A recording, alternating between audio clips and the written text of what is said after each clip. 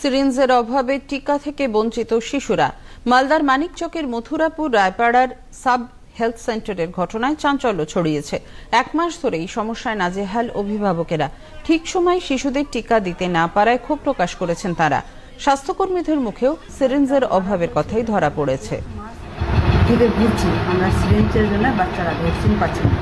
আমাদের 5 মাসের 6 মাসে পাবে, সেই সিরিঞ্জটা 7 মাসে পাওয়া যায়। ভ্যাকসিনটা 7 মাসে পাওয়া যায়। খালি সিরিঞ্জের জন্য? হ্যাঁ, সিরিঞ্জের জন্য। সেও কি আজকে দেওয়া হয়েছে? না, আজকে সিরিঞ্জে দেওয়া হয়নি। ভ্যাকসিন এসছে, কিন্তু ভ্যাকসিনের ওখানে সিরিঞ্জ আসেনি এবং সিরিঞ্জটা পাওয়া যাচ্ছে না। এর আগেও অনেকদিন ধরে ডেট দিল, ডেট দেওয়ার পর অনেকদিন পর আজকে টাইম হলো, গেলাম, ডেকে গেল কালকে বাড়ি থেকে যে আজকে ভ্যাকসিন দেবে। তো সেই মুহূর্তে ভ্যাকসিনের যে সিরিঞ্জটা অ্যাভেলেবেল ছিল না, ওটাই জন্যই আমরা পেলাম না। এবারে গেলাম, ওখানে হসপিটালও তো ছিল না। এবার আসলাম এখানে, তো আছে না। মানিকচক ব্লক স্বাস্থ্য আধিকারিক ডক্টর অভিক শঙ্কর কুমার এই ঘটনায় প্রয়োজনীয় ব্যবস্থা নেওয়ার আশ্বাস দিয়েছেন।